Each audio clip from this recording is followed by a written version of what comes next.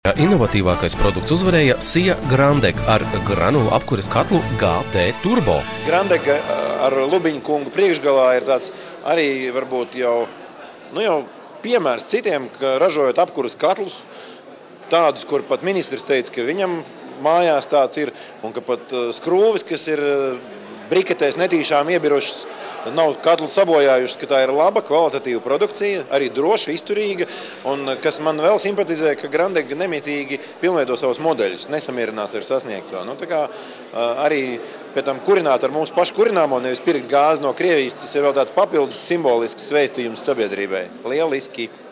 Es esmu ļoti kustināts par šo te pasākumu, un par šo te novērtējumu. To es nezināju, un kad man nosauc kā galveno nominantu, tas man tiešām ļoti pārsteidz. Šis ir ļoti motivējušs pasākums, jo viņš dod, teiksim, šo te novērtējumu, kas ir man kā uzņēmējiem tiešām ir ļoti svarīgs, kad es tieku ieraudzīts, teiksim, ar citā acīm, novērtēts arī valsts griezumā, jo tas ir ļoti atzinīgi.